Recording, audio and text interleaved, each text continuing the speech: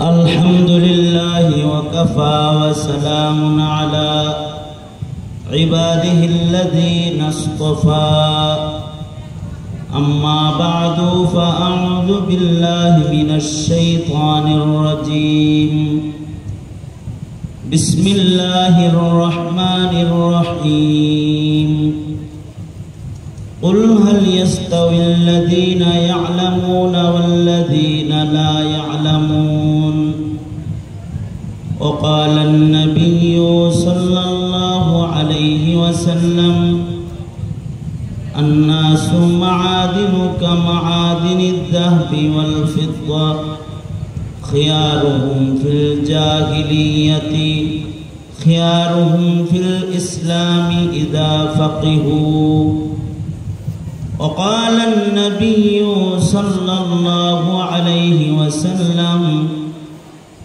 فضل العالم على العابد كفضلي على أدناكم أو كما قال عليه الصلاة والسلام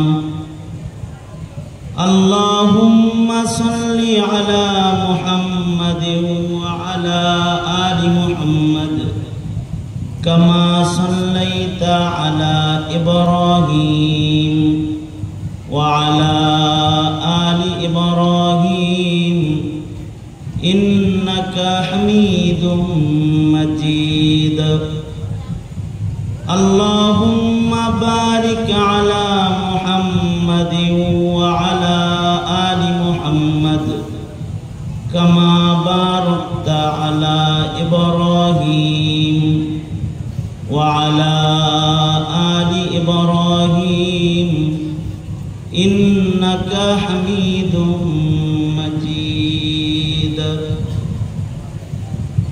নিয়ামতপুর ইমাম ওলামা ঐক্য পরিষদের উদ্যোগে আয়োজিত অষ্টম বার্ষিক ইসলামী মাহফিলের মোহতারাম সাদাত মোহতারাম সভাপতি উপস্থিত হযরত বুজুর্গ উলামায়ে কেরাম সম্মুখপানে সমবেত দিন প্রিয় ইসলাম প্রিয় দিনদার ইমানদার মুমিন মুসলমান ভাইরা বুড়া বাবারা যুবক ভাইরা পর্দার আড়ালের মা বোনেরা প্রিয় ছাত্র ভাইরা আল্লাহর দরবারে শুকর আল্লাহ তাআলা দ্বীনি নসিহতের মজলিসে উলামাদের সোহবতে জান্নাতের বাগানে আমাদেরকে আল্লাহ তাআলা আসার বসার তৌফিক দান করেছেন কালিমাতুশ শুকর পড়ি শুকরিয়া আদায় করি জবান খুলে মোহাব্বতে ভক্তি ভরে সমস্বরে আওয়াজ করে বলি আলহামদুলিল্লাহ। এত সময় পর্যন্ত যোগ্য বিজ্ঞ শেখুল হাদিস শ্রদ্ধাভাজন বড় ভাই দারুল উলুম দেওবন্দের সূর্য সন্তানদের অন্যতম একজন আল্লামা মুফতি আব্দুল বাতিন কাসেমি দামাত বরকাতুহুম পূর্ণর নসিহত আপনাদেরকে করেছেন। এর পূর্বেও বুজুর্গ হযরত উলামায়ে কেরাম নসিহত করেছেন। উলামায়ে দ্বীনদের আয়োজনে একটি মহতি অধিক পরিমাণের উলামাদের উপস্থিতির একটি বরকতি মজলিস কায়েম হয়েছে। এই বরকতি মজমার সবার শেষে আমাকে কিছু বলবার জন্য ইন্তজামের পক্ষ থেকে নির্দেশ করা হয়েছে। বরকতের নিয়তে কিছু বলার আশায় আপনাদের সামনে সুমসুর আয়াতে কারিমা দুই জায়গা থেকে হাদিস আপনাদের সামনে পেশ করেছি। এইগুলোকে সামনে করে কিছু কথা আপনাদের সামনে বলবার ইরাদা রাখি। আল্লাহ তাআলা কিছু উপকারী কথা আপনাদের কানে পৌঁছায় দেওয়ার তৌফিক দান করেন। আপনারা দোয়া করুন, বলুন আমিন। এই মাহফিল, আশপাশের আরো মাহফিল, পোরশার কিছু মাহফিল, নওগাঁর কিছু মাহফিল, শুকরিয়া আল্লাহ পাকের যে কিছুদিন আগেও পোস্টারে আমার নাম থাকলে সেই মাহফিলগুলো থানার পক্ষ থেকে মাহফিলগুলো বন্ধ করা হতো। আমি না শুধু, এমন আমার মতো মজলুম বহু আলেম ওলামা আছেন যাদেরকে বিভিন্ন এলাকায় দ্বীনি কথা বলার জন্য যারা সফর করেন, তাদের জবান থেকে দ্বীনি কথা মানুষ শ্রবণ করবে, এটাও একটি শ্রেণী তারা চায়নি। তারা উলামায়ে কেরামদের আগমনকে বাধাগ্রস্ত করেছে। আল্লাহ পাকের মেহেরবানি, জালিমের জুলুম চিরস্থায়ী হয় না। ফেরাউন নমরুদেরটাও চিরস্থায়ী হয় নাই। বিগত দিনেও যারা জুলুম করেছে, তাদের জুলুমের হাত থেকে আল্লাহ তাআলা আমাদেরকে রেহাই দান করেছেন। যে আমাদেরকে আসতে বাধা দিবে দূরের কথা, এখন তাদের জায়গায় থাকতে আমাদের দোয়ার জরুরত হয়, অনুমতির জরুরত হয়। এখন যদি উলামায়ে কেরামের বাধা তো দূরের কথা, দোয়া সরে যায়, তাহলে তাদের বসবাস করা, তাদের জায়গায় অবস্থান করা এটা মুশকিল হয়ে গেছে। এই কারণে এটা আল্লাহ পাকের একটা নিয়ামত করে আল্লাহর নিয়ামত যে উলামায়ে কেরামের অবাধ আসা যাওয়ার দরওয়াজা মহান আল্লাহ খুলে দিয়েছেন। এই কারণে ভক্তি ভরে কালিমাতুশ শুকর পড়ি আলহামদুলিল্লাহ। কোনো ধরনের এলোমেলো কথা না বলে আমি যা তেলাওয়াত করেছি ও যা হাদিস আপনাদের সামনে পেশ করেছি, সেইখান থেকেই কিছু কথা তাকরার করার ইরাদা। এজন্য অন্য কোনো দিকে না যাই। যদি বলতে থাকি তাহলে অনেক বলা যাবে, তবে আগের গুইয়াম জবা সুজাত বললে বিষয়টা ভালো না। না বলার ভেতরেই কামিয়াবি। মান সমাতা নাজাত, যারা চুপ থাকে তারা নাজাত পায়, তাদের পক্ষে থাকেন স্বয়ং আল্লাহ। তাদের পক্ষে কে থাকেন? জোরে বলেন। আল্লাহ তাআলা পক্ষে থাকেন। এজন্যে ওইগুলো না বলে কিছু নসিহা আপনাদের সামনে করার আশায় যা পড়েছি সেগুলোকে সামনে করেই কিছু কথা। আল্লাহ পাকের শুকর যে আল্লাহ তাআলা আমাদেরকে সৃষ্টির ভেতরে মানুষ বানাইছেন। মানুষ সৃষ্টির শ্রেষ্ঠ, মানুষের ভেতরে মুমিন শ্রেষ্ঠ।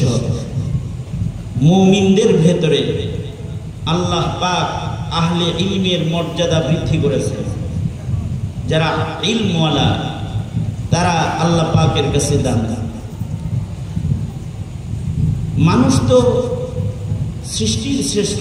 মানুষ যদি মুমিন নাও হয়, তাও দুনিয়াতে সৃষ্টিগতভাবে মানুষের একটা দাম আছে। এ কারণেই পৃথিবীতে যত গায়ের মুমিন আছে, ইমানদারের বাইরের মানুষ যারা আছে, তাদেরও কিছু দাম জাহিলিয়াতেও আছে। এ কারণেই তারা সূর্যের আলো মুমিনরা যেমন ভোগ করে, তারাও ভোগ করে। মুমিনরা যেমন গাছের কাঁঠাল খায়, কাফের মুশরিকরাও গাছের কাঁঠাল খায়। মুমিনরা যেমন অক্সিজেন ভোগ করে, মুশরিকরাও অক্সিজেন ভোগ করে। বলুন তো, এই যে ভোগ যা করতেছে, এগুলোর মালিকানা, সব কিছুর মালিকানা কার? জোরে আওয়াজ করে বলেন, কার? কিন্তু মুমিনও যেমন ভোগ করতেছে, মুশরিকও ভোগ করতেছে। মর্যাদার বিষয় হলো এখানে এটাই যে সে সৃষ্টির শ্রেষ্ঠ মানুষ হিসেবে পৃথিবীতে জন্মগ্রহণ করেছে। মানুষকে আল্লাহ তাআলা নিজ হস্তে আল্লাহ তাআলা বানাইছে। আল্লাহ পাক মানুষের শেষ নিঃশ্বাস পর্যন্ত অপেক্ষা করেন। দেখিনি যদি মুখে উচ্চারিত হয় লা ইলাহা ইল্লাল্লাহ মুহাম্মাদুর রাসূলুল্লাহ, যদি জীবনের শেষ ভাগেও একবার উচ্চারণ করে, তবেও তার পেছনের সব গুনাহ মাফ করে তাকে আমি আমার বন্ধু বানায় নিব। কারণ তাকে আমি দামি করে সৃষ্টি করেছি, তার মূল্য দাম কালেমা পড়লেই আমি তাকে দিয়ে দিয়েছি। এ কারণে জীবনের শেষ ভাগেও কালেমা পড়ানোর জন্য মেহনত আল্লাহর রাসূল সাল্লাল্লাহু আলাইহি ওয়াসাল্লাম করেছেন। এবং নিজের চাচাকে শেষ ভাগে কালেমা পড়ানোর জন্য আল্লাহর রাসূল বলেছেন যে নবীজি যা বলতেছেন, চাচা আপনি একবার খালি বলেন লা ইলাহা ইল্লাল্লাহ আশফাউ বিহা ইয়াউমাল কিয়ামা, যদি খালি এতটুকুন বলেন, এই কারণে আমি কিয়ামতের দিবসে আল্লাহর কাছে আপনার ব্যাপারে শাফাআত করব। অন্য বর্ণনায় উহাজ্জু বিহা ইনদাল্লাহ ইয়াউমাল কিয়ামা, কিয়ামতের দিবসে আল্লাহর আদালতে আপনি একবার কালিমা উচ্চারণ করলে আমি আপনাকে জান্নাতে নেওয়ার জন্য জোরাজোরি করব, আল্লাহর সাথে জোরাজোরি করে আপনাকে জান্নাতে নেওয়ার চেষ্টা করব। তার মানে মুমিন যদি জীবনের শেষ ভাগে শুধু কালিমাটা উচ্চারণ করে তবেও তার মূল্য হয়ে যায় অনেক বেশি, যে তার জায়গাটা তখন আল্লাহর জান্নাতে আল্লাহর মেহমান হিসেবে নিশ্চিত হয়ে যায়। এ কারণে মানুষের ভেতরে মুমিনের মূল্য, মানুষ সৃষ্টির শ্রেষ্ঠ আর মানুষের ভেতরে মুমিন শ্রেষ্ঠ। কারণ যার ঈমান আছে সে আল্লাহর জান্নাতে যাওয়ার উপযুক্ত, আর যার ঈমান নাই সে আল্লাহ পাকের জান্নাতে যাওয়ার উপযুক্ত না। তবে ঈমানদারদের ভেতরে আল্লাহ পাকের কাছে, যাদের কাছে ইলম আছে, ঈমানদারদের দলের ভেতরে আহলুল ইলমি ওয়াল আমাল যারা, তারা আল্লাহর কাছে শ্রেষ্ঠ। ঈমান আমল শুধু করে এমনদের চাইতে ঈমান আমল করেও করানোর যোগ্য ইলমের মালিক হয়েছে তারা আল্লাহর কাছে দামি। সে নর হোক অথবা নারী হোক, ইসলামে দিন বুঝে যে তার মূল্য বেড়ে যায়। খিয়ারুহুম ফিল ইসলামি ইদা ফাকিহু, ইসলামে মানুষের মূল্য ফাকাহাতের মাধ্যমে হয়, দিনী বুঝের মাধ্যমে হয়, দিন শিখার মাধ্যমে হয়, ইলম হাসিল করার মাধ্যমে ইসলামে মানুষের মূল্য বেড়ে যায়। আল্লাহু আকবার বলেন। দিন শিখার মাধ্যমে ইসলামে মানুষের মূল্য বেড়ে যায়। নর হয়ে জন্মগ্রহণ করলে মূল্য বাড়ে এরকম না, নারী হয়ে জন্মগ্রহণ করলে মূল্য কমে এরকম না। তবে জন্মের পরে কেউ যদি ইলম ওয়ালা হয়ে যায়, ইলমে দ্বীন এর নূর পেয়ে যায়, তখন তার দাম বেড়ে যায়, সে নর হোক অথবা নারী হোক। এ কারণেই রাবিয়াতুল বসরির কাছে গিয়ে এক যুবক প্রশ্ন করেছিল। রাবিয়া বসরি জমানার এক মহিষী নারীর নাম। কিছু কিছু নারী আছে যাদের ইলম এবং যাদের আমলের কারণে তারা কোটি কোটি মুমিন পুরুষের চাইতেও ওই নারীগুলার দাম আল্লাহর কাছে বেশি। কিসের কারণে? তাদের ঈমানের কারণে, তাদের ইলমের কারণে, তাদের আমলের কারণে। তাদের কাছে এমন কিছু আছে যা কোটি পুরুষের কাছে নাই। তখন ওই নারীর মূল্য পুরুষের চাইতে বেড়ে যায়। যেমন এ কারণে ইসলামের ইতিহাসে কিছু মহিষী নারী আছে যাদের কাছে পুরুষরাও যায় সারখাম নত হয়ে যেত এবং তাদের কাছ থেকে দিন শিখার জন্য তাদের দরবারে চলে যেত। যেমন ইসলামের ইতিহাসের শ্রেষ্ঠ এক আলেমা মহিষী নারী হলেন উম্মুল মুমিনিন হযরত আয়েশা সিদ্দিকা রাদিয়াল্লাহু আনহা, যার কাছে খোদ আমিরুল মুমিনিন উমরও মাসআলা জিজ্ঞাসা করার জন্য দরজায় ছাত্র হয়ে দাঁড়ায় যেত। অথবা আব্দুল্লাহ ইবনে আব্বাস, আব্দুল্লাহ ইবনে মাসউদ, আব্দুল্লাহ ইবনে ওমর রিদওয়ানুল্লাহি আলাইহিম আজমাইন, এমন হাজারো সাহাবী যার কাছ থেকে হাদিস শিখেছেন, এমন মাসআলা শিখেছেন যেই মাসআলাগুলো শুধুই মাত্র আয়েশা সিদ্দিকার কাছেই আছে, আর কারোর কাছে নাই। ওনার কাছ থেকে ইলম শিখার জন্য ওনার দরজায় দাঁড়িয়ে থাকতেন। এমন ইলমওয়ালা একটা নারীর মূল্য, এমন ইলমওয়ালা একটা নারীর মূল্য হাজারো পুরুষের চাইতেও বেশি হয়ে যায়। যদিও নারী হিসাবে তার জন্ম হয়, ইলমের কারণে তার মূল্য ইসলামে খিয়ারুহুম ফিল ইসলামি ইদা ফাকিহু, ইসলামে নারীর মূল্য ইলমের কারণে বেড়ে যায়। সুবহানাল্লাহ বলেন, আওয়াজ করে বলেন সুবহানাল্লাহ। ইসলামে কি পুরুষ হয়ে জন্ম নিলে দাম বেশি, মহিলা হয়ে জন্ম নিলে দাম বেশি, নাকি দামের অন্যান্য আরো কিছু কারণ আছে? পুরুষ দামি না মহিলা দামি? আল্লাহ তো সবকিছু জাওজাইন বানাইছেন, মুযাক্কার মুআন্নাস। আল্লাহ তাআলা নর নারী দুই বানাইছেন, যে পুলিঙ্গ স্ত্রীলিঙ্গ। লিঙ্গ হিসাবে মানুষের মূল্য না, মানুষের মূল্য আলাদা যোগ্যতা দিয়ে। যোগ্যতা যদি নারীর ভেতরে বেশি হয়ে যায়, নারীর মূল্য পুরুষের চেয়ে বেশি হয়ে যায়। যোগ্যতা যদি পুরুষের ভেতরে এসে যায়, তখন পুরুষের মূল্য আল্লাহ পাকের কাছে বেশি হয়ে যায়। এ কারণেই কিছু কিছু নারী আছে, এরা আল্লাহর কাছে তাদের ইমানি তাদের মারিফতের যোগ্যতা, তাদের ঈমানের যোগ্যতা তাদেরকে আল্লাহর কাছে অধিকতর দামি বানায় ফেলেছে। যেরকম খাদিজাতুল কুবরা রাদিয়াল্লাহু আনহা, তিনিও নারী, কিন্তু ইসলামের ইতিহাসের নর নারীর ভেতরে সর্বপ্রথম মুসলমান হযরত খাদিজাতুল কুবরা রাদিয়াল্লাহু আনহা।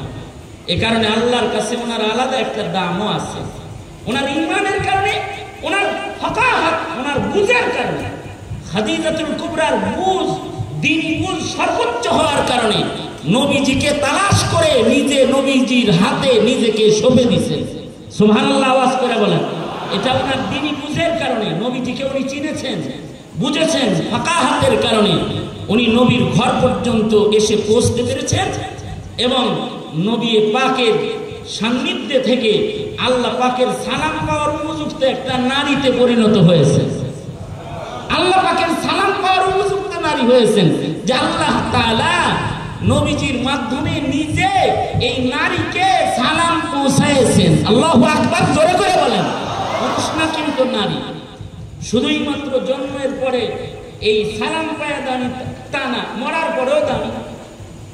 এ কারণে খাদিজাতুল কুবরা রাদিয়াল্লাহু আনহা উম্মুল মুমিনিনকে যখন কবরে নামানো হয়েছে, তো হযরত খাদিজাতুল কুবরার লাশ বারবার নবীজি নিজের হাতে কাবার দিকে ঘুরাইতেছিলেন, কিন্তু কাবার থেকে লাশ সরে যেতেছিল। আল্লাহর রাসূল পেরেশান হয়েছেন যে আমি কিবলা দিকে লাশ রাখি, লাশ কিবলা থেকে সোজা হয়ে যায় কেন? খাদিজাতুল কুবরার উপরে কি আল্লাহ নারাজ হয়ে গেল? তো গম্ভীর আল্লাহর রাসূল সাল্লাল্লাহু আলাইহি ওয়াসাল্লাম তখন হযরত জিবরাইল এসে বলতেছেন, আল্লাহর নবী আপনি ঘুরান কাবার দিকে, আর আল্লাহ নিজের কুদরতি হাতে ঘুরায় খাদিজাকে আল্লাহর আরশের দিকে। দুনিয়ার সব মুমিনের লাশ কাবায় থাকবে, কিন্তু খাদিজার লাশ আরশের দিকে থাকবে। আলাদা মূল্য। এই মূল্যায়ন খাদিজাতুল কুবরা মহিলা হিসাবে মূল্যায়ন না, অথবা পুরুষ হিসাবে মূল্যায়ন না। এই মূল্যায়ন খাদিজাতুল কুবরার ঈমানের মূল্যায়ন, ফাকাহাতের মূল্যায়ন। এই মূল্যায়ন তার সুউচ্চ বুঝের মূল্যায়ন, যে বুঝ দিয়া খাদিজাতুল কুবরা আল্লাহকে জাহিলিয়াতে সবার আগে খুঁজে বের করতে সক্ষম হয়েছে।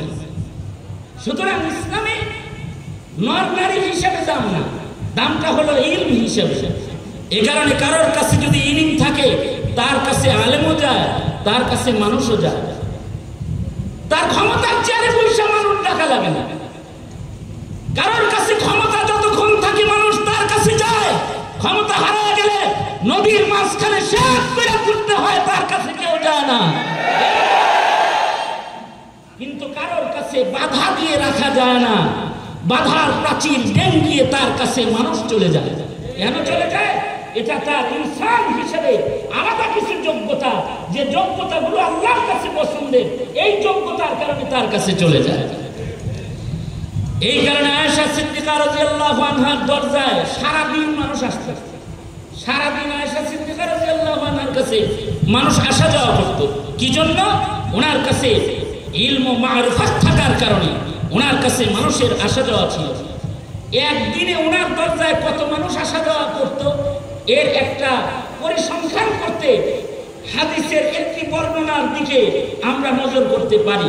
একবার হযরত আয়েশা সিদ্দিকার কাছে 1,80,000 দিরহাম হাদিয়া আসলো, বস্তা ভরা টাকা একসাথে সকালবেলা। কত টাকা আসছে হাদিয়া? শুনছেন আমার কথা? কত? হ্যাঁ, 1,80,000 দিরহাম, 1,18,000 দিরহাম। তার মানে হলো এই জমানার কোটি কোটি টাকা। এই জমানা রূপার মুদ্রা, তো এই জমানার কোটি কোটি টাকা বস্তা ভরা হাতে আসছে সকালবেলা। উম্মুল মুমিনিন হযরত আয়েশা সিদ্দিকা রাদিয়াল্লাহু আনহা এই বস্তা ভরা টাকা নিয়ে দরজায় বসে গেছেন, পর্দা লাগানো দরজায় বসে গেছেন। যে এসে উম্মুল মুমিনিনের দরজায় সালাম দেয়, কিছু শিখতে আসে, অথবা রাস্তা দিয়ে কেউ যায় দরজার সামনে দিয়ে, উম্মুল মুমিনিন তাকে ডাক দিয়ে হাত ভৈরা ভৈরা তাকে দিরহাম হাদিয়া দিয়ে দেয়, দান করে হাদিয়া দেয়, দান করে হাদিয়া দেয়। দিতে দিতে এই 1,80,000 দিরহাম 1,80,000 দিরহাম সন্ধ্যার আগেই সব বিতরণ শেষ হয়ে গেছে। তার মানে তাহলে একটা নারীর দরজায় কত মানুষের আগমন হয়েছে। আল্লাহু আকবার, জোরে করে বলেন। হয় নাই? সবাই মিলে জোরে আওয়াজ করে বলেন আল্লাহু আকবার। সকালবেলায় বস্তা ভরা টাকা নিয়ে বসছে, সন্ধ্যাবেলায় শেষ হয়ে গেছে কোনো ঘোষণা ছাড়া। মাইকিং করা হয় নাই কিন্তু, যে গেলে কিন্তু আজকে পাবি রে, এমনি সারাদিন আসছে আর শেষ হয়ে গেছে। সন্ধ্যাবেলায় উম্মুল মুমিনিন হযরত আয়েশা সিদ্দিকা ইফতার করার জন্য বসেছেন। খাদেমা আম্মা জানের সামনে দস্তরখান লাগায়া ইফতার পেশ করেছে। ইফতারের আইটেম হলো শুকনা ভাঙ্গা রুটি। উম্মুল মুমিনিনকে ইফতার করার জন্য দেওয়া হয়েছে। শুকনা রুটির দিকে তাকায় সারাদিন রোজা রাখা উম্মুল মুমিনিন খাদেমাকে বলে, খাদেমা ইফতার করার জন্য কি এর চেয়ে ভালো কিছু ঘরে মজুদ নাই? খাদেমার মেজাজ খারাপ হয়েছে। খাদেমা খোঁচা মেলা বলতেছে, 1,80,000 দিরহাম আব্দুল্লাহ ইবনে আব্বাস দিয়ে গেল। সবগুলা যে সন্ধ্যার আগে হাদিয়া দিয়া সাদাকা করে বস্তা খালি করলেন, সারাদিন মানুষকে যে বিতরণ করলেন, তখন কি আন্দাজ ছিল না যে আপনার ঘরে কিছু নাই? কয়টা টাকা রাইখা দিলে তো এখন ভালো কিছু কিনা খাইতে পারতেন। হাদিয়ার টাকা এসে সব বিতরণ করে দিলেন, সাদাকা করলেন।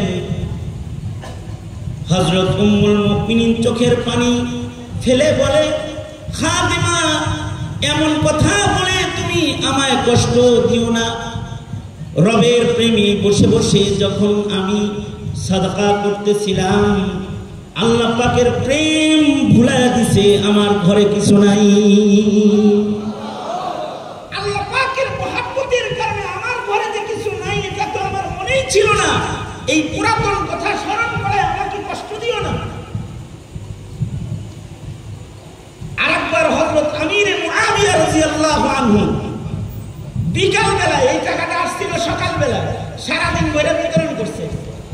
এবার টাকা আসছে, ব্যাংক যখন বন্ধ হয়ে গেছে, এই সময় ব্যাংক বন্ধ টাইমে টাকা এলে টাকা কই রাখবো চিন্তা করে দেয় না সবাই। আমাদের ব্যাংক বন্ধ তো হয় বিকাল 4টায়, আর ওনাদের ব্যাংক বন্ধ হইতো, মানুষের আসা যাওয়া বন্ধ, তো ব্যাংক বন্ধ। কারণ আমরা দুনিয়ার ব্যাংকে রাখি আর ওনারা আখিরাতের ব্যাংকে রাখতো। আল্লাহু আকবার কবীর, জোরে আওয়াজ করে বলেন। আখিরাতের ব্যাংকে সাদাকার মাধ্যমে জমা রাখতো। ওই টাকাটা আসছিল সকালবেলা, সারাদিন বিতরণ করছে। কিন্তু এখন আমির মুআবিয়া যে টাকাটা পাঠাইছেন 1,00,000 দিরহাম বস্তা ভরা, এটা পাঠাইছেন বিকালবেলা। বিকালবেলায় টাকা আসছে 1,00,000 দিরহাম। বিকালবেলায় উনি বিতরণ করবেন সন্ধ্যার আগে কেমনি? টেনশনে পড়ে গেছেন। এত টাকা যে ওনার দরজায় পাঠানো হতো, এটা কেন? এটার কারণ কি? এটার অনেকগুলো কারণের ভেতরে হাকিম মুহাম্মদ থানভীর বর্ণনার কিছু কারণ আমি বলতেছি।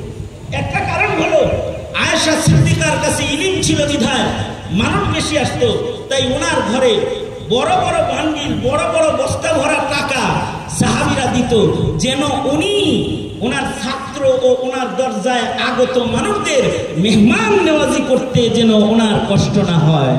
আল্লাহু আকবার, জোরে করে বলেন। এই কারণে বেশি বেশি হাদিয়া পাঠাইতো বড় বড়। এই কারণে আমাদের দেশের মানুষরাও মুহতামিমদের কাছে নিয়ে টাকা দিয়ে আসে গোপনে।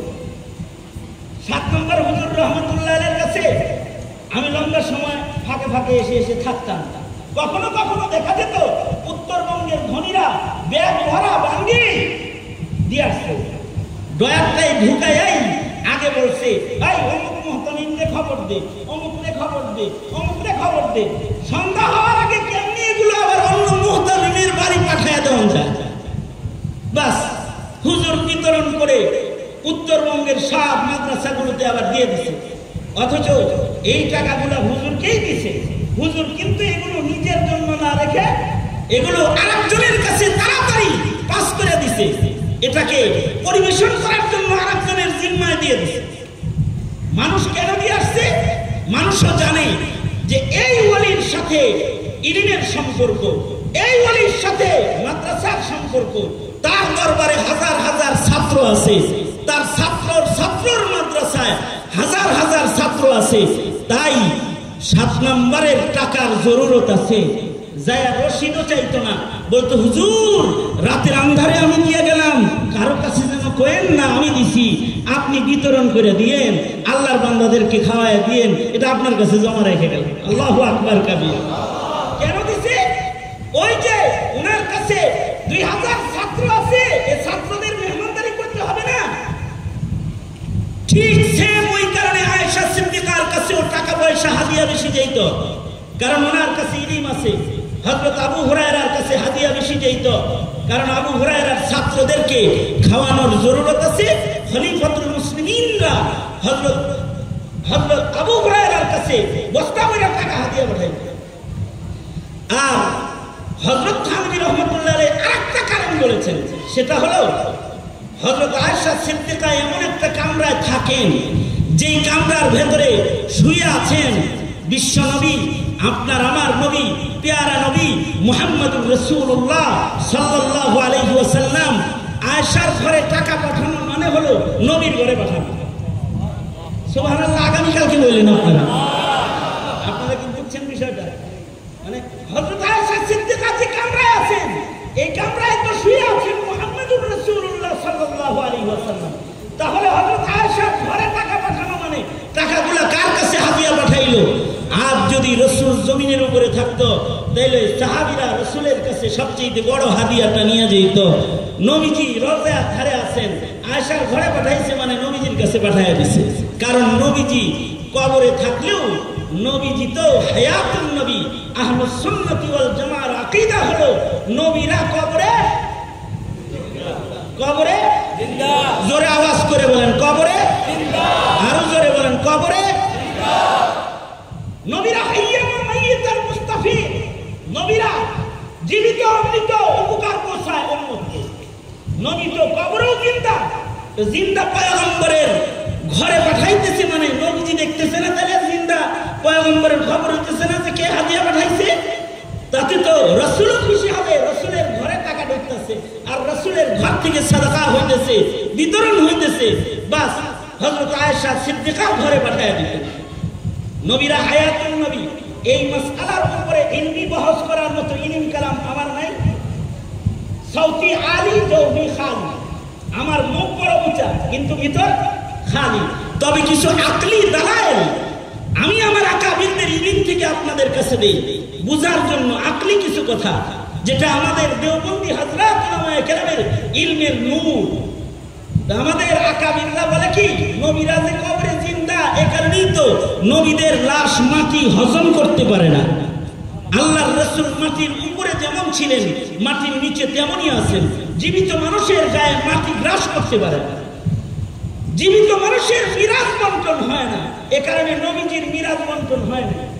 নবীজি হায়াতুন নবী, নবীর মিরাজ বন্টন নাই।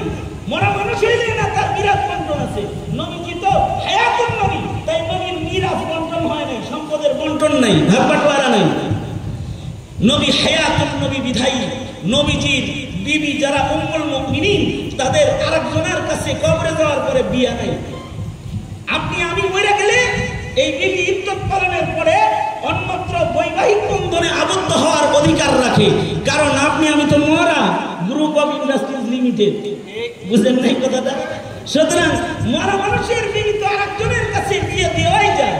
কিন্তু নবীরা হায়াতুন নবী, নবী হায়াতুন নবী, এ কারণে নবীর বিবিদের নবীর ওফাতের পরে কারোর সাথে বৈবাহিক বন্ধন নাই। আল্লাহু আকবার করে করে আওয়াজ করে বলেন। এগুলো আকলি কথা।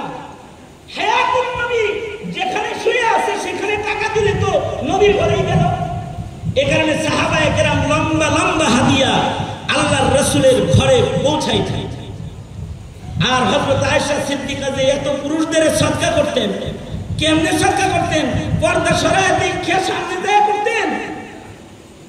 স্যার কেন অথবা এত ছাত্রকে পড়াইতেন, পুরুষ ছাত্র যারা পড়াই পড়তো যাদের পড়াইতেন তাদেরকে এরকম সামনাসামনি বইয়া পড়াইতেন? এখনকার মহিলারা যারা ছাত্র পড়ায়, ছাত্রী পড়ায়, সামনে যায় পড়ায়। হযরত আয়েশা সিদ্দিকা পড়াইতো, উনি কি এরকম সামনে যায় পড়াইতো? না, হযরত আয়েশা সিদ্দিকা এই হাজারো পুরুষের সাথে সাদাকা, খায়রাত আর ইলম বিতরণের যে আমল করেছেন, শক্ত হিজাব আর পর্দার বাউন্ডারির ভেতরে থেকে করেছেন, শক্ত পর্দার বাউন্ডারিতে থেকে করেছেন। কারণ হযরত আয়েশা সিদ্দিকার পর্দা কেমন ছিল? হযরত আয়েশা সিদ্দিকা কেমন পর্দা করতেন পুরুষদের সাথে? এই এত মানুষ পড়াইতেন, এত শ্রদ্ধা করতেন, কিন্তু পর্দার অবস্থাটা কি ছিল এটা বোঝার জন্য আরেকটা কথা, সেটা হলো আল্লাহর রাসূল তো শুয়ে আছেন উম্মুল মুমিনিনের হুজরার ভেতরে। নবীদের শান হলো নবীদের ইন্তেকাল যেথায় হয় সেথায় দাফন হয়। হযরত আয়েশা সিদ্দিকা বলেন, আমার খুশকিসমত যে আমার ঘরে হাবিবি কিবরিয়া রফাত, আমার খুশকিসমত যে আমার রানে মাথা রাখা অবস্থায় নবীদের ইন্তেকাল, আমার খুশকিসমত যে নবীজি মিসওয়াক করেছেন আমার থুথু মিশ্রিত মিসওয়াক দিয়ে, আমার খুশকিসমত নবীজির কবর হয়েছে আমার ঘরের ভেতরে। কিয়ামত পর্যন্ত আল্লাহর রাসূলকে যারা সালাম দিবে, নবীর আশিক যারা মদিনায় আসবে, হুজরায়ে আয়েশা তাদের নবী প্রেম প্রকাশের ঠিকানা, তারা আমার দরজায় এসে এসে কিয়ামত পর্যন্ত সালাম দিবে। আমার ঘরে সরওয়ারে দু আলম ঘুমিয়ে আছেন। আদালতে কিবরিয়াতে ময়দানে মাহশারে নবীজি যখন আল্লাহর আদালতে দাঁড়াবে, তো আমার হুজরাত থেকে নবীজি আল্লাহর আদালতে দাঁড়াবে। আল্লাহু আকবার। নবীজি আমার ঘরে শুয়ে আছেন, এটা আমার খুশকিসমত। নবীজির ওফাতের পরে ঘরের ভেতরে দুইজনই থাকতেন। হযরত আয়েশা বলতেন, অন্য বিবিরা একা থাকে কিন্তু আমি হায়াতুন নবীর সাথে থাকি। অন্য বিবিরা একা ঘরে থাকে আর আমি নবীর সাথে থাকি। নবী হায়াতুন নবী। ঘরের এক পাশে রাসূলের রওজা, আর এক পাশে হযরত আয়েশা ঘুমিয়ে থাকতেন, ইবাদত বন্দেগী করতেন, বসবাস করতেন। হযরত সিদ্দিক আকবর খলিফাতুল মুসলিমিনের ইন্তেকাল হয়ে গেল। হযরত আয়েশা সিদ্দিকা নিজের কন্যাকে বললেন, কন্যা তোমার ঘরে কি নবীর কদমের কাছে আমার জায়গাটা করে দেওয়া যায়? অবশ্যই বাবা, আপনার কবর আমার ঘরে নবীজির কদমের কাছেই হবে, ঘর আমার, দেয়ার অধিকার আমার। তবে হযরত আবু বকর ইন্তেকালের আগে বললেন, ঠিক আছে তুমি তো দিচ্ছ, নবী নিবে কিনা? আমি মৃত্যুবরণ করার পরে আমার লাশটা কবরের পাশে রেখে রাসূলকে জিজ্ঞাসা করবে, হায়াতুন নবী আপনার আবু বকর আপনার কদমের কাছে শুইতে আয়া পড়ছে, নিবেন কি তাকে? রাখতো কি কবরে? যদি কবর থেকে ইজাজত দেয় তাহলে নামাইবা, আর যদি ইজাজত না দেয় তাহলে জান্নাতুল বাকিতে দাফন করে দিবা। হযরত সিদ্দিক আকবরকে রেডি করে আনা হইল নবীজির কদমের কাছে দাফন করার জন্য। এবার কবরের ভেতরে নাই না, এলান করতে লাগলো, সরওয়ারে দু আলম আবু বকরকে কি নামাবো? হযরত আলী বলেন, এভাবে যখন ঘোষণা শুরু হলো তো রওজা ঘাট থেকে আওয়াজ বেরিয়ে হলো, আমার আবু বকর আমার সাথেই তো থাকবে, জিজ্ঞাসা লাগে নাকি? তাড়াতাড়ি নামায় দাও আবু বকরকে আমার কাছে। হযরত সিদ্দিক আকবরের কবরও এবার হুজরায়ে আয়েশার ভেতরে হয়ে গেল। এবার ঘরের ভেতরে আছে তিনজন। হায়াতুন নবী ঘুমিয়ে আছেন, নিসবতে ইত্তেহাদি নবুয়তের সাথে সিদ্দিক আকবর ঘুমিয়ে আছেন, আর উপরে ঘুমিয়ে থাকেন সিদ্দিকা। সিদ্দিক মাটির নিচে আছে, সিদ্দিকা মাটির উপরে। ইসলাম গ্রহণ করেন। একই ঘরের ভেতরে নবীজির একদিকে সিদ্দিক আবু বকর, আরেকদিকে সিদ্দিকা আয়েশা, যার তাহারাতের বর্ণনা, যার সত্যবাদিত্বের বর্ণনা কোরআনের আয়াতের মাধ্যমে আল্লাহ তাআলা জমিনে নাজিল করে মানুষদেরকে হযরত আয়েশার পবিত্রতা শোনাইছে। সুবহানাল্লাহ। হযরত আয়েশা সিদ্দিকা তখনও ঘরেই অবস্থান করেন। এবার আবু বকরের পরে খলিফাতুল মুসলিমিন হইলেন হযরত ওমর রাদিয়াল্লাহু আনহু। হযরত ওমর নামাজরত অবস্থায় আঘাত পেলেন, শাহাদাতের মওত নসিব হয়ে গেল। হযরত ওমরের খাদ্যথলি দুশমনের আঘাতে কেটে গেল। হযরত ওমরের খুশনসিব যে হযরত ওমরের সব দোয়া কবুল হলো। উনি শহীদি মরণ চেয়েছেন, মদিনায় মরণ চেয়েছেন, দুটোটা কবুল হয়েছে। এবার হযরত ওমর যখন অসুস্থ, মৃত্যুর অপেক্ষা করতেছেন, এবার ছেলেকে ডেকে বলে, আব্দুল্লাহ, দুইটা আশা যেগুলো আগে করছি এগুলো তো পেয়ে গেছি, নতুন একটা আশা আমার জাগ্রত হয়েছে, দেখো তো এইটাও কবুল করান যায় কিনা। নতুন কি আশা? উম্মুল মুমিনিনের আয়েশা সিদ্দিকার কামরার ভেতরে আরেকটা কবরের জায়গা আছে, যেটা হযরত আয়েশা নিজের জন্য রেখেছে। হযরত আয়েশাকে যায় বলো, তিনি যদি ওই কবরের জায়গাটা আমি উমরে ভিক্ষা দেয়, তাইলে আমি নবীর কদমের কাছে থাকতে চাই, কারণ বরজখে আমি দূরে থাকতে ভয় পাই। নবীর কাছে শুইতে পারলে আমার কলবি ইতমিনান হয়। যদি আমার জায়গা দেয় তো আমি নবীর কদমের কাছে একটু শুইতে চাই। হযরত আব্দুল্লাহ ইবনে ওমর উম্মুল মুমিনিনের কাছে যা বললেন, উম্মুল মুমিনিন, বাবা ওমর বরজখ কবরে থাকতে ভয় পায়, কারণ কবর ভয়েরই জায়গা। কবর সম্পর্কে রাসূল বলেছেন, বাইতুল ওয়াহদা, এটা একা থাকার ঘর, এটা দরজা জানালা বিহীন ঘর, এটা কারোর জন্য সাপ বিচ্ছুর ঘর, এটা কারোর জন্য আগুনের খণ্ড, হুফরাতুন মিন হুফারিন নার। এটা ভয়ঙ্কর জায়গা, বরজখ বড় ভয়ঙ্কর জায়গা। এ কারণে হযরত ওমরের দিলে বরজখ নিয়ে ভয়। কবরে আমি কেমনে থাকবো? নবীর কদমের কাছে আমি থাকবার চাই। যদি উম্মুল মুমিনিন আমাকে ইজাজত দেয়, হযরত উম্মুল মুমিনিন আপনি যদি অনুমতি দেন, তাহলে বাবা আপনার কামরায় নবীর রওজার পাশে বাবা শুনতে চায়। হযরত আয়েশা সিদ্দিকা বললেন, এটা আমার জন্য খুশনসিবি। আমার তো মন বলে নবীজির কদমের কাছে ওমর রেই মানায়। খলিফাকে সুসংবাদ দাও, আমি আমার কবরের জায়গা খলিফাতুল মুসলিমিনকে দিয়ে দিলাম। ওমরের কবর আমার হুজরাই হবে। সুসংবাদ হযরত ওমরের কাছে পৌঁছে দেওয়া হলো। হযরত ওমরকেও এখানে দাফন করা হলো। এতদিন পর্যন্ত হযরত আয়েশা সিদ্দিকা ঘরের ভেতরে কোনো পর্দা ব্যবহার করেন নাই। নবীজি আছেন, হযরত আবু বকর আছেন কবরে, নবীজি আছেন কবরে রওজার ধারে, আল্লাহর রাসূল আছেন, উপরে আয়েশা সিদ্দিকা আছেন। কোন পর্দা এতদিন পর্যন্ত হযরত আয়েশা সিদ্দিকা ব্যবহার করেন নাই। কিন্তু আজকে যখন ওমরকে দাফন করা হয়েছে এক যুগ পরে, এইবার কিন্তু ঠিকই হযরত আয়েশা সিদ্দিকা এই জায়গায় একটা পর্দা, মোটা পর্দা টানাইবার জন্য নির্দেশ দিলেন। বললেন, এই কবরগুলো আর আমার শোয়ার জায়গার মাঝখান দিয়ে তোমরা ঘন শক্ত একটা পর্দা ঢেলে দাও। আমি যদি রাসূলকে কখনো সালাম দিতে হয়, পর্দা সরিয়ে আমি আল্লাহর রাসূলকে সালাম দিব। এটা পর্দা দিয়ে দাও। লোকেরা বলে, এই পর্দা কেন?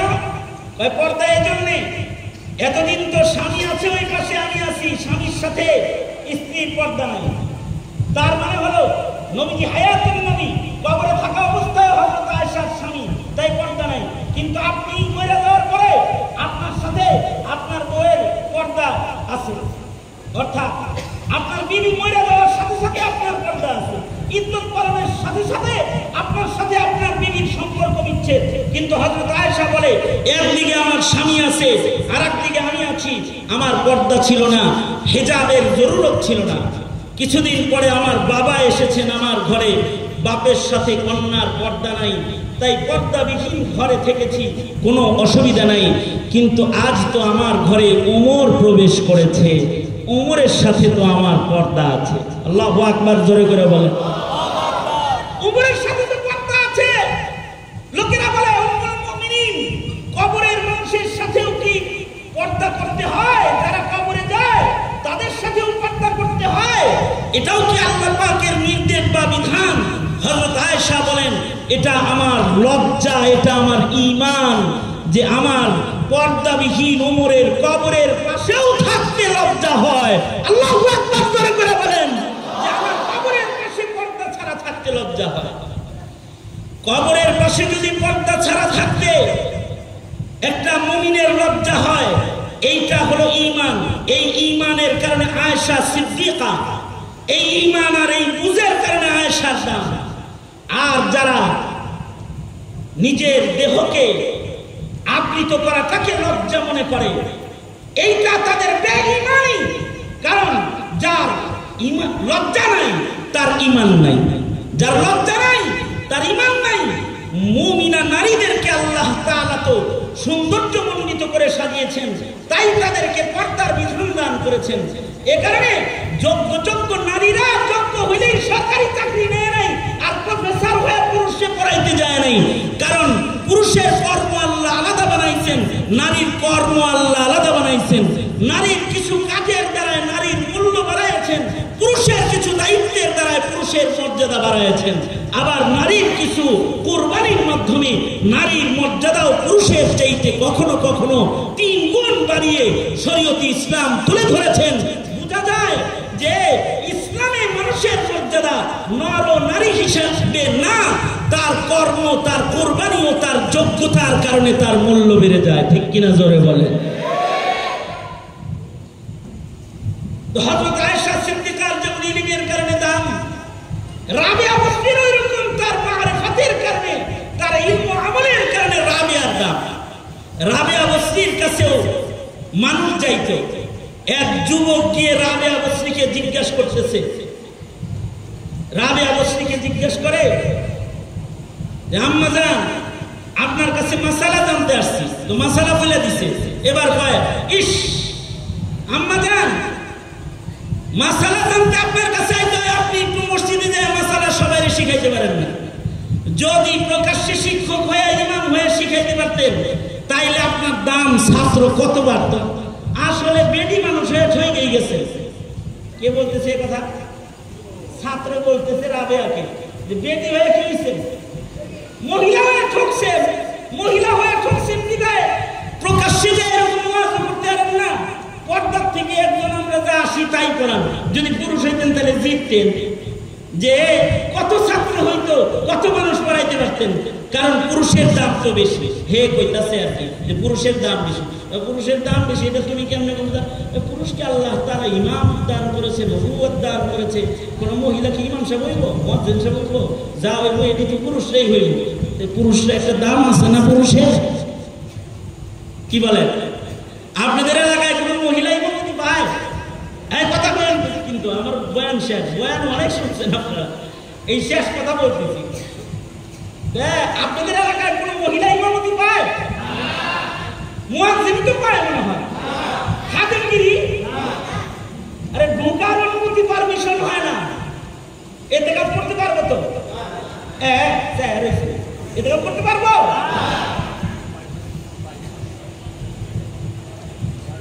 কেন পারবেন? এটা তো বিরাট এক অধ্যায়, ওই অধ্যায় নিয়ে আলোচনা করার মতো সুযোগ নাই। তবে ইমামত যেমন পায় না, মুয়াজ্জিনও যেমন পায় না, প্রফেসর হওয়ার অধিকারও বেপর্দা পুরুষের সামনে গিয়ে দাঁড়িয়ে শিক্ষকতা করার অধিকারও কোনো নারী পায় না। কেন? কেন এটা বলার মতো বহস নিয়ে আজকে বসি নেই।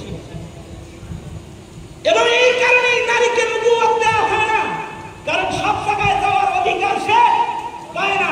এই কারণে কোন নারী নারীকে আল্লাহ তাআলা নবী বানান নাই। কোন নারী নবী বানাইছে? কথা বল না, কোন মহিলা নবী ছিল? হ্যাঁ, কোন নারীকে নবুয়ত দেওয়া হয় নাই। এই যুবক বলতেছে, আম্মা জান রাবেয়া আপনি তো ঠকছেন, পুরুষ হইলে তো নবীদের গ্রুপের দলের মানুষ হইতেন, মানে পুরুষ হইলে আপনার দলটা হতো পুরুষদের দলে, নারী হইছেন ফেমিনিনের দলে। দেখছেন আমরা এমন দলে আছি যেই দলে নবী আছে, যেই দলে ইমাম আছে, যেই দলে মুয়াজ্জিন আছে। আমাদের দলে যেগুলো কিছু নাই চাই, কারণ নবীদের তো বেশি দাম। মানুষের ভেতরে, মুমিনের ভেতরে নবীদের সবচেয়ে বেশি দাম। নবুয়তের এই মসনদ কোন নারীকে আল্লাহ দেয় নাই। বোঝা যায় পুরুষের দাম নারীর চাইতে বেশি। দলিলটা দিছে কে? দলিল দিছে এই যুবকে, যে বোঝা যায় পুরুষের দাম বেশি বিদায়ী পুরুষকে দামি নবুয়তের মসনদ আল্লাহ দান করেছে। সবকিছু বোঝানোর জন্য কোরআন হাদিস ব্যবহার করতেন না আমাদের আকাবিররা। কখনো কখনো যেমন ছাত্র তাকে তেমন উত্তর দিয়ে দিতেন।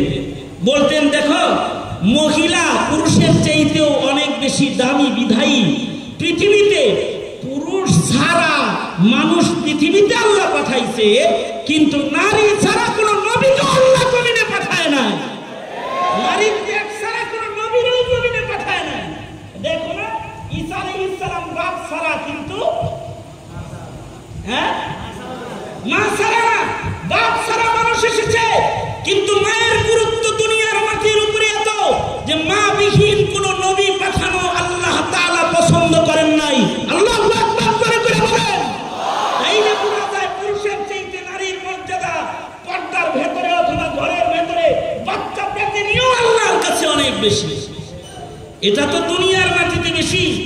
আর আল জান্নাতু তাহতা আকদামিল উম্মাহাত, পুরুষদের জান্নাত আল্লাহ তাআলা নারীদের পায়ের নিচে বসায় দিয়ে দিয়েছে। যদি নিতে হয় তো মায়ের পায়ের নিচ থেকে সন্তানদের জান্নাত করে নিতে হয়। তার মানে হলো পুরুষ সৃষ্টি অথবা মহিলা সৃষ্টি হিসাবে মানুষের দাম না। খিয়ারুহুম ফিল ইসলাম ইদা ফাকিহু, কোন নারীকেও যদি ইলমে দ্বীন দিয়ে দেওয়া যায়, কোন নারীকেও যদি হাফেজা বানানো যায়, কোন নারীকে যদি আলিমা বানানো যায়, এ নারীর মূল্য হাজার পুরুষের চাইতে বেশি হয়ে যায়। আর যদি কোন পুরুষের ভেতরে ইলম এসে যায়, কেউ যদি আলেম হয়ে যায়, তাইলে রাসূল বলেছেন, ফাজলুল আলিমি আলাল আবিদি কাফাদলি আলা আদনাকুম। রাসূল বলেন, সাহাবীরা তোমাদের মাঝখানে আমি নবীর মর্যাদা যেমন সারা দুনিয়ার পাবলিকের ভেতরে একজন আলেমের মর্যাদা ঠিক তেমন। সঙ্গত কারণেই আলেমকে জেলখানায় রাখা যায় না, সঙ্গত কারণেই আলেমের হাতে হাত কড়ি পরানো যায় না, সঙ্গত কারণেই আলেমকে টার্গেট করে বেইজ্জতির শব্দ উচ্চারণ করা যায় না, সঙ্গত কারণেই আলেমকে মুক্তাদা হিসেবে ইক্তিদা করতে হয়, আলেমের অনুকরণ করতে হয়। কিছু না জানলে না বুঝলে আলেমের দুয়ারে ছাত্র হয়ে উপস্থিত হতে হয়। কিয়ামতে নবীরা যেমন শিক্ষকের মর্যাদা পেয়েছিলেন, কিয়ামত পর্যন্ত আনেওয়ালা উম্মতের ভেতরে কোন নবী আসবে না, কিন্তু নায়েবে নবী হিসাবে আলেমরাই শিক্ষকের এই মসনদে দাঁড়িয়ে থাকবে। জাতি তাদের কাছে যাবে তাদেরকে গোলাম বানানোর জন্য না, তাদের উপরে প্রভাব পয়দা করার জন্য না, তাদেরকে শিকল দিয়ে বন্দী করার জন্য না, তাদের মুখে তালা লাগাইবার জন্য না, তাদেরকে শাসন করার জন্য না, তাদের কাছ থেকে নিজে শাসন গ্রহণ করার জন্য যাবে। তাদের কাছ থেকে মাসাইল জেনে সত্যের পথে, ঈমানের পথে, ইসলামের পথে চলবার নূর আর দিশা গ্রহণ করার জন্য যাবে। এটাই আল্লাহর বিধান। কিয়ামত পর্যন্ত এই সিলসিলার কারণেই আলেমের মর্যাদা পাবলিককে দিতে হবে। শিক্ষাবিদ, বুদ্ধিজীবী নাস্তিকতার জালে আবদ্ধ হয়ে ঈমানী আর ইসলামী বুঝ থেকে দূরে গিয়ে তুমি যদি মৌলবাদীকে মৌলবাদী বলে গালি দাও, তাতে ইসলামী মৌলবীর কিছু আসে যায় না। কুল হাল ইয়াস্তাবিল্লাযীনা ইয়ালামুনা ওয়াল্লাযীনা লা ইয়ালামুন। আল্লাহ নিজে আলেমের মর্যাদা প্রতিষ্ঠা করেছেন।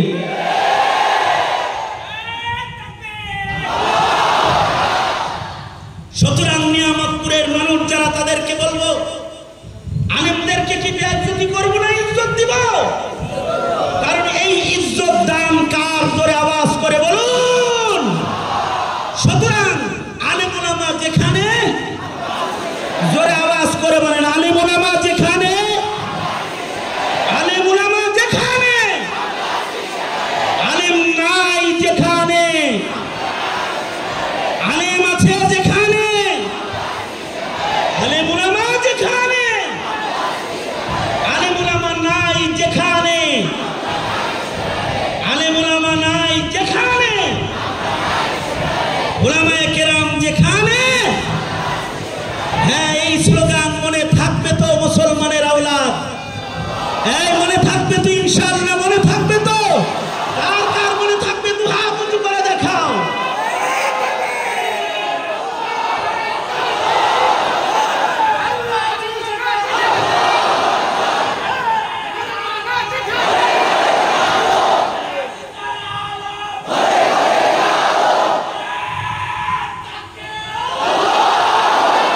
আল্লাহ কবুল করুন, জোরে আওয়াজ করে বলুন আমিন।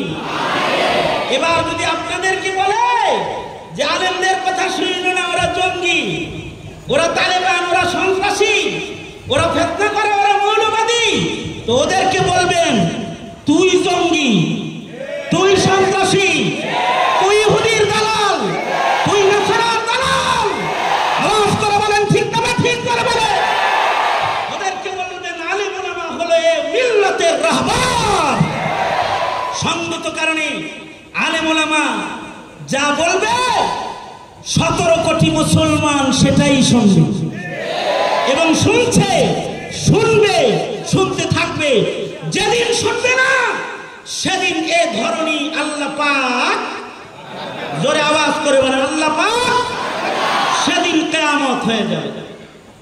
এ কারণে দুশমনরা কিন্তু আমাদের সমাজ থেকে ইসলামী শিক্ষাকে সরিয়ে, আলেম ওলামার মূল্যায়ন সরিয়ে আমাদের মুসলমানের মাটিতে, মুসলমানের খেতে ইহুদি আর নাসারা, কাদিয়ানিয়ত আর নাস্তিক্যবাদকে চাষাবাদ করার চক্রান্ত চালাচ্ছে। এই চক্রান্তকে ঠেকাতে আপনারা উলামায়ে কেরামের কাছ থেকে দ্বীন শিখে, দ্বীন মেনে, দ্বীনের পতাকা তলে থাকতে নিজের প্রজন্মকে উলামা বিদ্বেষী নয়, প্রজন্মকে উলামা মুখী করার মেহনত আজ থেকে নতুন করে আপনারা শুরু করে দিলেন ইনশাআল্লাহ বলেন। এখন তো জাতি খেলাফত আলা মিনহাজিন নবুওয়া চায়। এখন জাতি বলে নৌকাও দেখেছি, ধানের শীষও দেখেছি, এবার কোরআন দেখবো, উলামাদের শাসন দেখবো। আলেমদেরকে তারা এগিয়ে যেতে বলছে, এগিয়ে যেতে বলছে। সুতরাং দ্বীনের স্বার্থে, ইসলামের স্বার্থে, এদেশের মাটি ও মুসলমানের স্বার্থে, এই মিল্লাতের ঈমান রক্ষার স্বার্থে, এই নিয়ামতপুরের মুসলমানদের ঈমান রক্ষার স্বার্থে নিয়ামতপুর ইমাম উলামা ঐক্য পরিষদের সাথে আপনারাও সকলে সদস্য হয়ে গেলেন ইনশাআল্লাহ। কারণ এই উলামা ঐক্য পরিষদ শুধুই মাত্র বৎসরে একটি তাফসীর মাহফিল অথবা ইসলামী মাহফিলের আঙ্গামি দেবে না।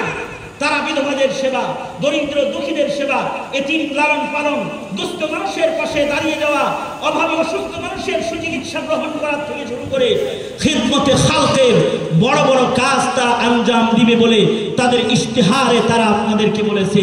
এমপি হওয়ার জন্য না, জাতি বাঁচানোর জন্য, জাতির সংকট দূর করার জন্য, চুরি করে বিদেশে টাকা পাঠানোর জন্য না, অনাহারের ঘরে খাবার পাঠানোর জন্য। ঠিক কিনা বরাবর? এই বুঝগুলো আল্লাহ তাআলা আমাদেরকে দান করুন। ইনশাআল্লাহ আলেমদের সাথে থাকবেন ইনশাআল্লাহ। এটা হলো আজকের মাহফিলে প্রদত্ত আমার আখেরি কিছু কথার নির্যাস। আলেমের মর্যাদা ও মূল্যায়ন, ইসলামের মর্যাদা উপলব্ধি, ইসলামের মর্যাদা শিক্ষায়, ইলমে দ্বীন, আলেম ওলামার সান্নিধ্যের বিকল্প কিছু নাই। এটাই আল্লাহ পাকের ফয়সালা।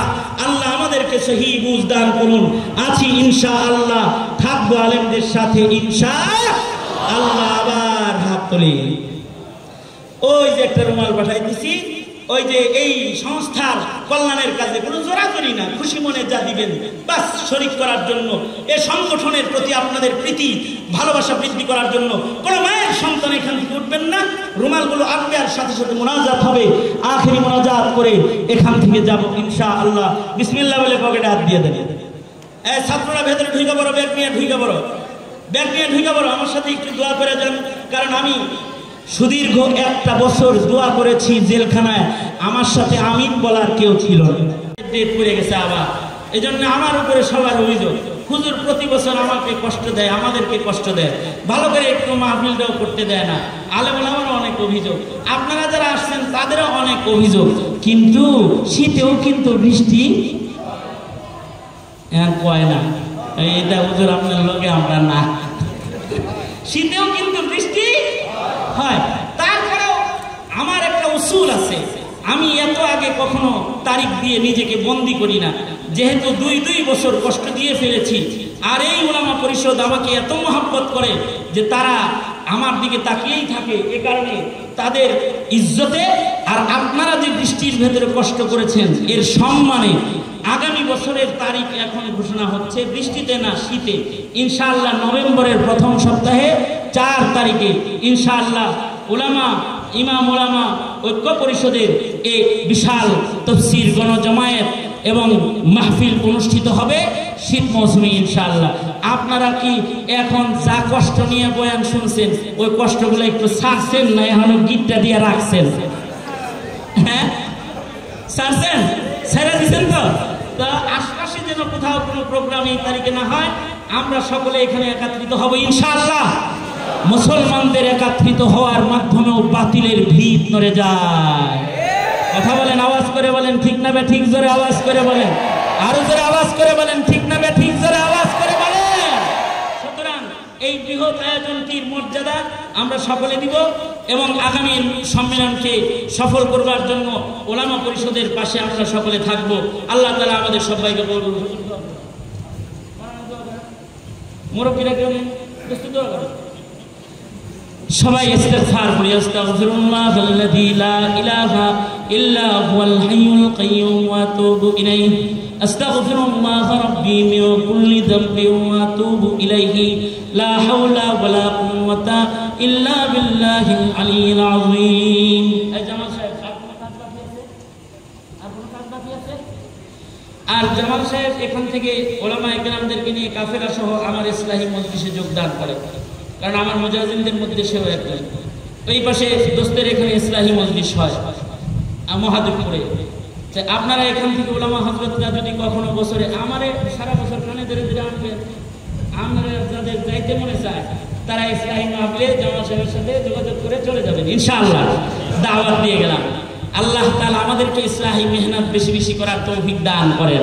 আলহামদুলিল্লাহি রাব্বিল আলামিন ওয়াসসালাতু ওয়াসসালামু আলা সাইয়্যিদিল আমবিয়া ওয়াল মুরসালিন মুহাম্মাদিন ওয়া আলা আলিহি ওয়া আসহাবিহি আজমাইন। রব্বানা আতিনা ফিদ দুনিয়া হাসানাতাও ওয়া ফিল আখিরাতি হাসানাহ ওয়া কিনা আযাবান নার। ربنا ظلمنا أنفسنا وإن لم تغفر لنا وترحمنا لنكونن من الخاسرين. اللهم إنا نسألك الجنة ورزاك ونعوذ بك من النار. ফেলিয়ে না দিও মাওলা, ফেলিয়ে না দিও। গুনাহ যত করেছি আমরা ক্ষমা তুমি করিও। বান্দা আছে বন্দিগি নাই, শেষ করেছি জিন্দেগি। আখিরাতের বিচার দিনে এ পাপীদের উপায় কি? রহমান রহিম নামে নিয়েছি আল্লাহ তোমায় মানিয়া, কেমন করে আমাদের তুমি জাহান্নামে ফেলিবা? মাফ করে দাও আল্লাহ, মাফ করে দাও। গুনাহ যত করেছি আমরা ক্ষমা তুমি দাও। রব্বুল আলামিন এক ঝাঁক ত্যাগী আলেমদের আয়োজনে আয়োজিত মহতি সম্মেলন ইসলাহি মাহফিল,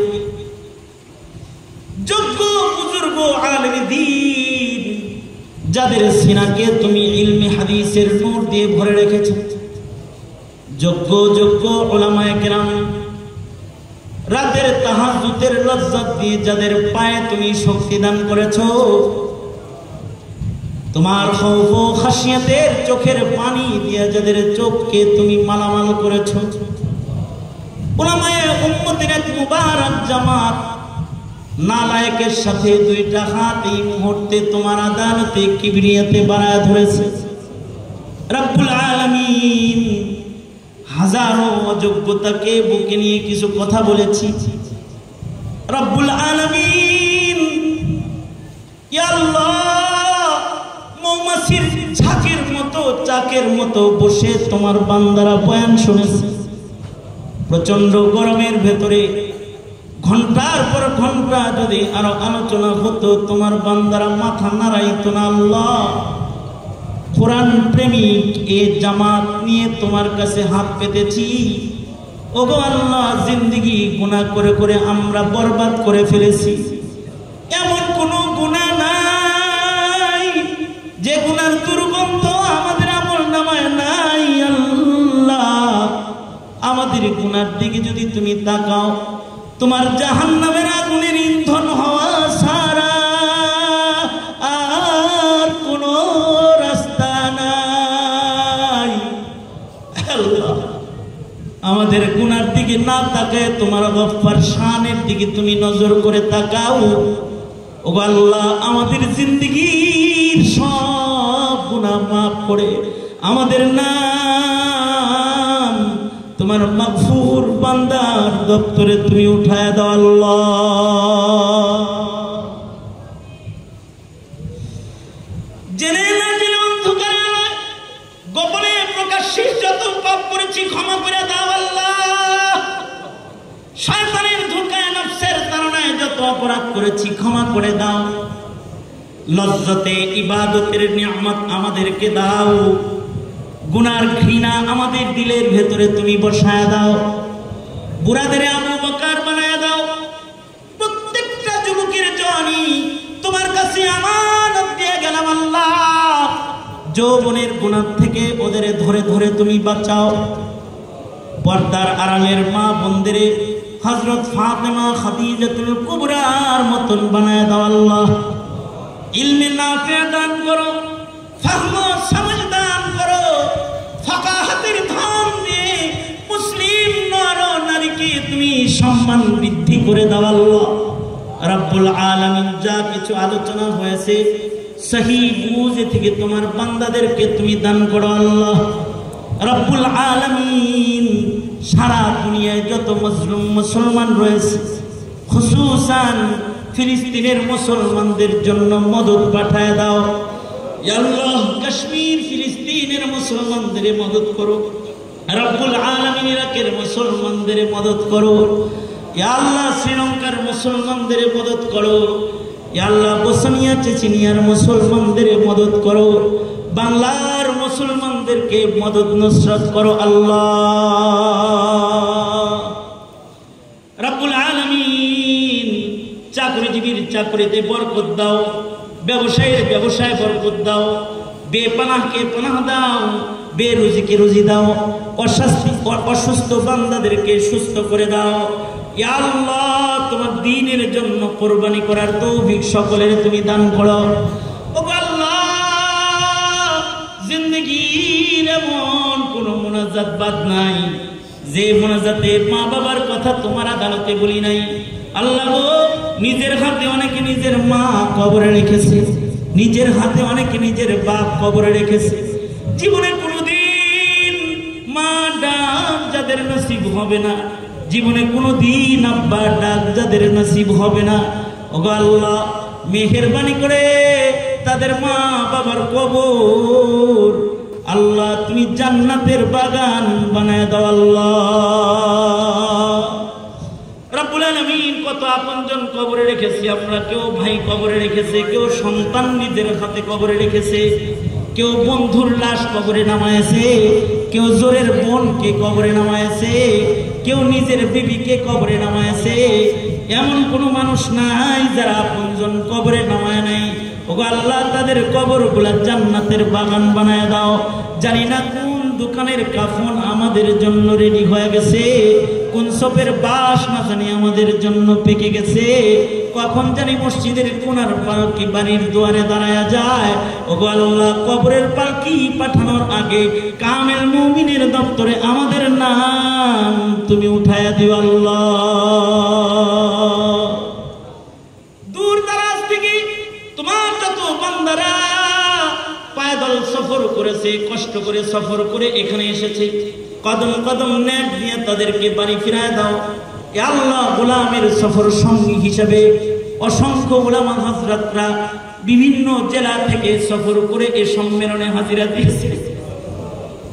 বলেন আল্লাহ কদম কদম নেক দিয়ে তাদের বাড়ি ফিরিয়ে দাও, আমন সালামতের হায়াত তুমি সকলের দান করো। اللهم اجعل ثأرنا على من ظلمنا وانصرنا على من عادانا ولا تجعل مصيبتنا في ديننا ولا تجعل الدنيا أكبر همنا ولا مبلغ علمنا ولا غاية رغبتنا ولا تسلط علينا من لا يرحمنا اللهم زدنا ولا تنقصنا وأكرمنا ولا تهنا وأعطنا ولا تحرمنا وآثرنا ولا تؤثر علينا وارضنا وارض عنا يا كريم. اللهم إنا نعوذ بك من البؤس والتباؤس. اللهم إنا نعوذ بك من الفتن ما ظهر منها وما بطن. اللهم إنا نعوذ بك من إبليس وجنوده ومن الشيطان وشركه. اللهم إنا نعوذ بك من خليل ماكر عينه يريان وقلبه يرعان إن رأى حسنة دفنها وإن رأى سيئة أذاعها. اللهم إنا نعوذ بك من كل شر. اللهم إنا نعوذ بك من كل شر. اللهم إنا نسألك الهدى والتقى والعفاف والغنى. اللهم إنا نسألك الرضا بالقدر والفوز في القضاء ونزل الشهداء وعيش السعداء ومرافقة الأنبياء والنصر على الأعداء. اللهم أعنا بالعلم وزينا بالحلم وأكرمنا بالتقوى وجملنا بالعافية. نسألك دوام العافية وتمام العافية والشكر على العافية. اللهم إنا نسألك العفو والعافية في الدنيا والآخرة. اللهم أرضني بقضائك وبارك لي فيما قدر لي حتى لا أحب تعجيل ما أخرت ولا تأخير ما عجلت.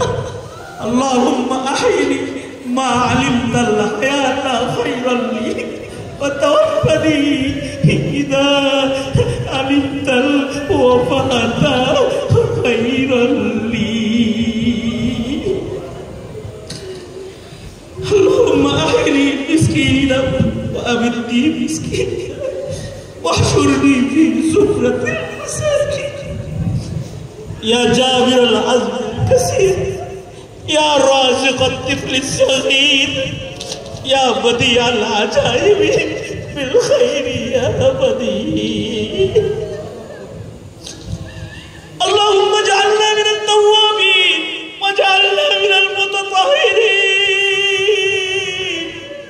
واجعلنا من عبادك الصالحين الغر المحجلين الوفد المتقبلين الوفد المتقبلين. اللهم إنا نستعينك على طاعتك. اللهم اكفناه بما شئت. اللهم إنا نجعلك في نحورهم ونعوذ بك من شرورهم. اهدنا الصراط المستقيم صراط الذين أنعمت عليهم غير المغضوب عليهم ولا الضالين.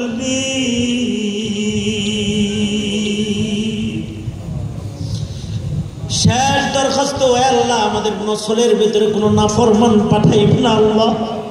রব্বানা হাব লানা মিন আজওয়াজিনা ওয়া যুররিয়াতিনা কুররাতা আ'য়ুন ওয়াজআলনা লিল মুত্তাকিনা ইমামা। শেষ দরখাস্ত আল্লাহ, মৃত্যুর দিনে মুখে কালমা জারি করে দিও আল্লাহ।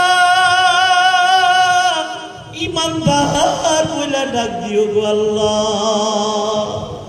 আদর রিয়ামা